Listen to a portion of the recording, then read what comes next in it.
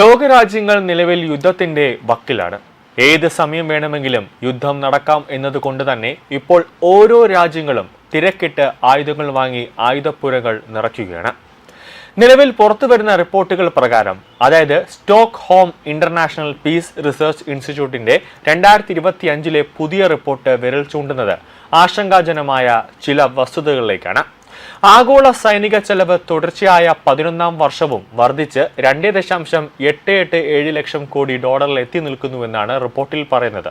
ഈ കുതിപ്പിൽ ലോകശക്തികൾക്കൊപ്പം തോളോട് തോൾ ചേർന്ന് ഇന്ത്യയും തങ്ങളുടെ പ്രതിരോധ കവചം ശക്തമാക്കുകയാണ്. $9,210 കോടി, ഏകദേശം $8.67 ലക്ഷം കോടി ചെലവിട്ടുകൊണ്ട് ലോകത്ത് ഏറ്റവും കൂടുതൽ പണം പ്രതിരോധത്തിനായി നീക്കിവെക്കുന്ന രാജ്യങ്ങളിൽ 5ാമതായി ഇന്ത്യ മാറിയിരിക്കുകയാണ്. 2025 ഇന്ത്യ തങ്ങളുടെ പ്രതിരോധ ബഡ്ജറ്റിൽ 8.9% ഗണ്യമായ വർധനമാണ് വരുത്തിയത്. കേവലം കണക്കുകളിലെ വർധനവല്ല ഇത്, മറിച്ച് മാറുന്ന ഭൗമരാഷ്ട്രീയ സാഹചര്യങ്ങളോടുള്ള ഇന്ത്യയുടെ പ്രതികരണമാണ്. കഴിഞ്ഞ വർഷം മെയ് മാസത്തിലുണ്ടായ ഇന്ത്യ പാകിസ്ഥാൻ സംഘർഷം മേഖലയിലെ സുരക്ഷാ സാഹചര്യം സങ്കീർണമാക്കി. ഇതിന്റെ ഫലമായി അതിർത്തികളിലെ അടിസ്ഥാന സൗകര്യം വികസനത്തിനും നവീകരണത്തിനും ഇന്ത്യ മുൻഗണന നൽകി. ഇന്ത്യയുടെ നീക്കങ്ങൾക്ക് സമാന്തരമായി പാകിസ്ഥാനും തങ്ങളുടെ സൈനിക ചെലവ് 11% വർദ്ധിപ്പിച്ച് $1,190 കോടി എത്തിച്ചു. ചൈനയിൽ നിന്നുള്ള ആയുധ കരാറുകളാണ് പാകിസ്ഥാന്റെ ബഡ്ജറ്റ് ഉയർത്തുന്നതിൽ പ്രധാന പങ്കുവഹിച്ചത്.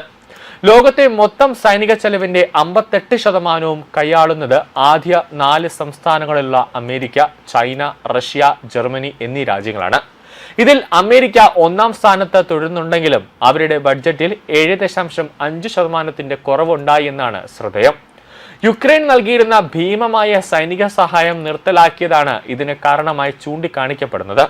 എന്നാൽ മറുവശത്ത് ചൈന 7.4% വർധനവോടെ 2ാം സ്ഥാനത്ത് ഉറച്ചു നിൽക്കുകയാണ്. ഏഷ്യ പസഫിക് മേഖലയിൽ ചൈന നടത്തുന്ന സൈനിക ശാക്തീകരണം ഇന്ത്യ ഉൾപ്പെടെയുള്ള രാജ്യങ്ങളെ, അതായത് അയൽ രാജ്യങ്ങളെ തങ്ങളുടെ ബഡ്ജറ്റ് പുനഃക്രമീകരിക്കാൻ പ്രേരിപ്പിക്കുന്നുണ്ട്. ശീതയുദ്ധത്തിന് ശേഷമുള്ള ഏറ്റവും വലിയ സൈനികവത്കരണത്തിനാണ് യൂറോപ്പ് ഇപ്പോൾ സാക്ഷ്യം വഹിക്കുന്നത്.